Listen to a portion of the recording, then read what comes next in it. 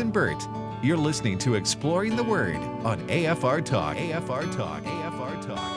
Let the power of your words dwell here richly, changing the ways that I see. The power of God's words here in Galatians chapter 6. Alex, you've already referred to it, but I want to go back to chapter 2 and chapter 5. In the King James Version, it looks like there may be a contradiction because in verse 2 it says, bear one another's burdens, and in chapter 5 in the King James it says, bear your own burdens. But those are two different words for burden. The first burden in chapter 2 is a heavy load that you cannot carry on your own.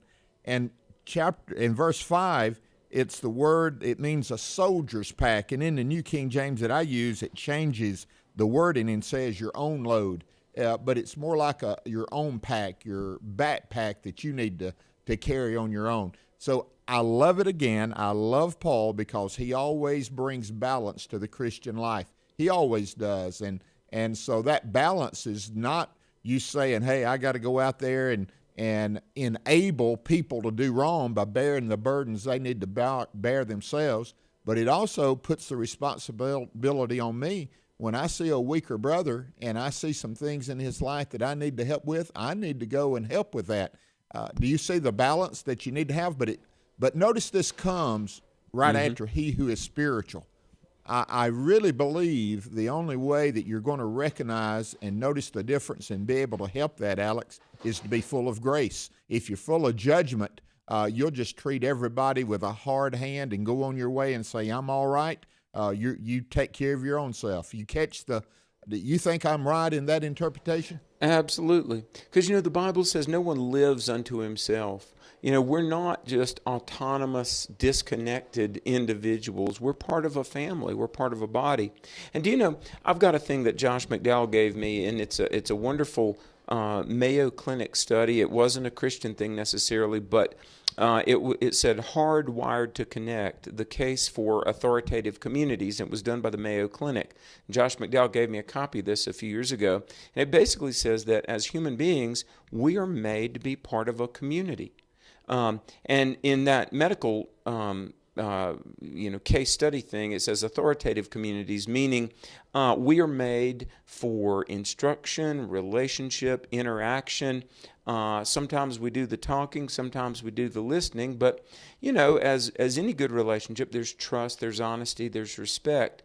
And in Christianity, I think our need for human relationships, God has given two places where our makeup comes into its fullest expression. Our relationship with God and our relationship with others. There's the family relationship and there's the church relationships. And we're not made to be loners, really.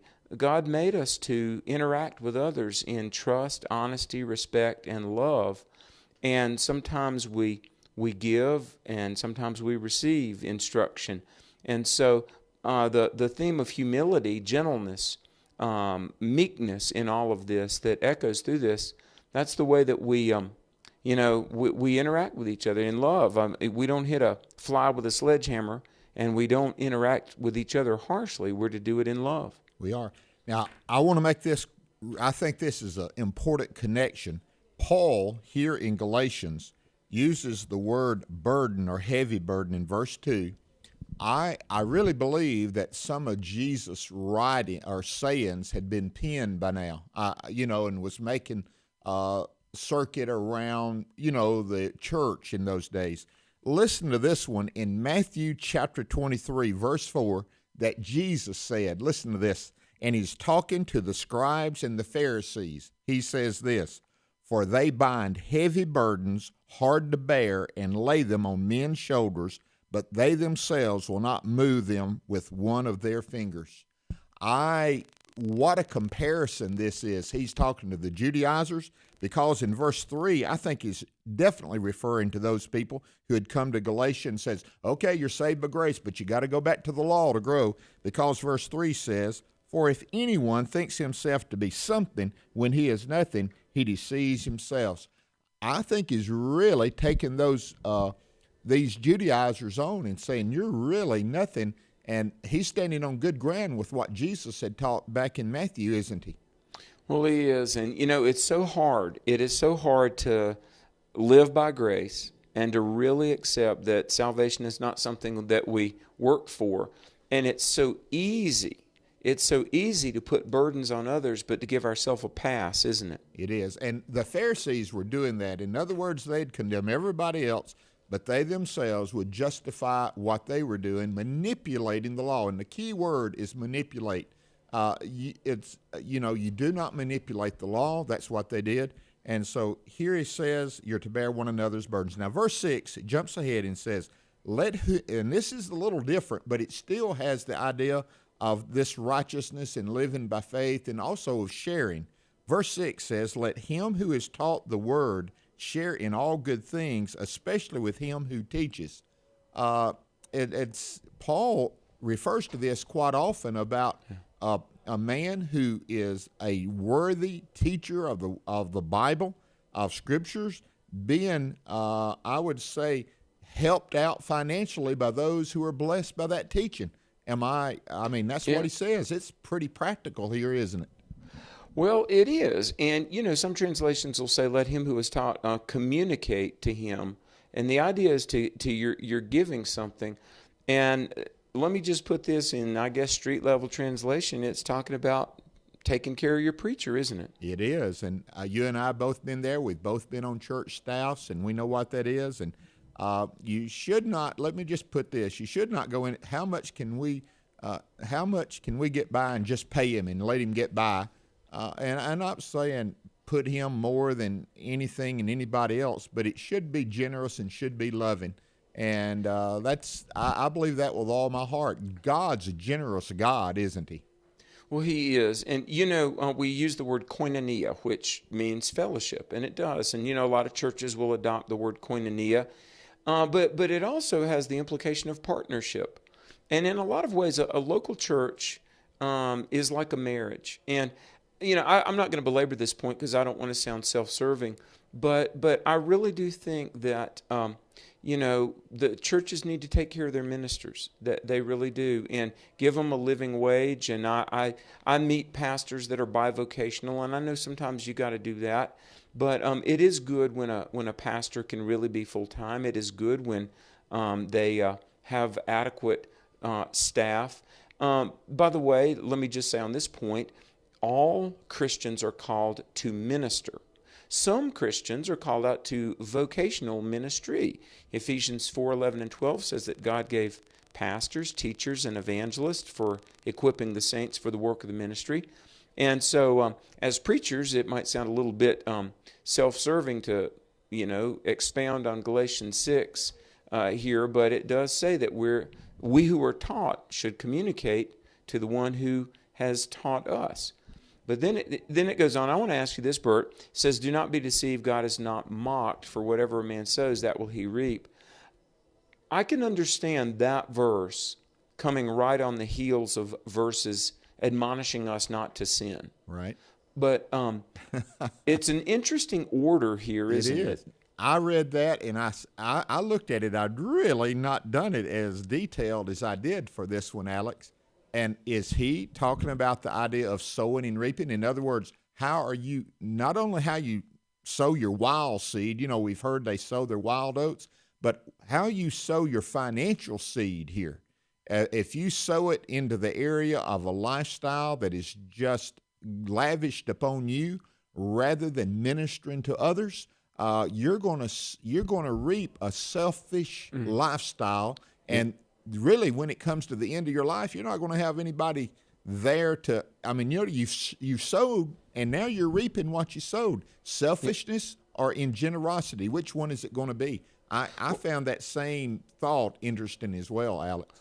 Well, here's the point. After talking about living for Christ, avoiding sin, restoring those that fall into sin, being very careful lest we ourselves fall into sin. And then it says, take care of your preacher, communicate to the one. And then it says, don't be mocked. I think what it's saying is, look, make the things of God a priority. Make the things a priority. I was in a meeting yesterday with some ministers, and we were hearing from some scholars and different statistics and everything, and they were saying that right now they estimate in American Christianity maybe 2 to 3 to 4% of professed evangelicals tithe. It might be more than that. And I know the folks listening to AFR are generous Christians, I know by and large. But let me say, if you've never experienced the thrill of trusting God with your wallet, and again, forgive me, I'm a preacher, and here I'm talking about money.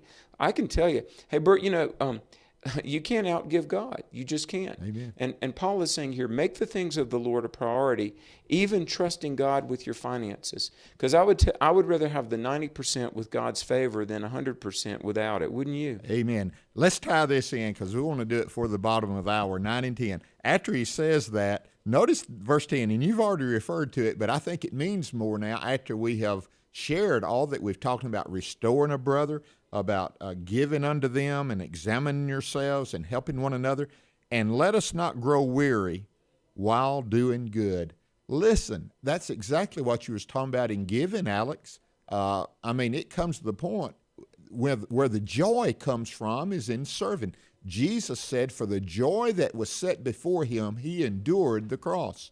And so I am just sharing with you here, it says, let us not grow weary while doing good, for in due season we shall reap if we do not lose heart. We don't give up. We do not change. I would say you do not change the rules in the middle of the game. I think this is what Paul is saying, and then you can carry us out. What the Judaizers, and I know I've been bringing it back, but that's who Paul is having trouble with. The Judaizers are trying to change the rules in the middle of the game. They're saying you're saved by grace, but now you got to live by the law. And Paul, in my opinion, is saying, no, you started with grace, you stay with grace. You catch that as the meaning of here?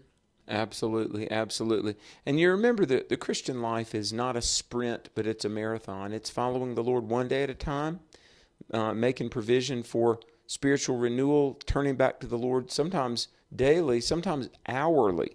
But we follow God, and we obey him, and we let him lead us. You're listening to Exploring the Word. This is the American Family Radio Network. Bert Harper and Alex McFarland. I hear we've got a break coming. So stay tuned because after this we'll get to your calls. Yeah, it's about 30 seconds. And you don't go away. We're going to be back. We're going to take your phone calls. We're going to be ready to hear your questions or your comments because we want to hear from you because it'll be such a blessing. You've heard from us. Now we want to hear from you. Thank you for listening, and we'll be back after the break.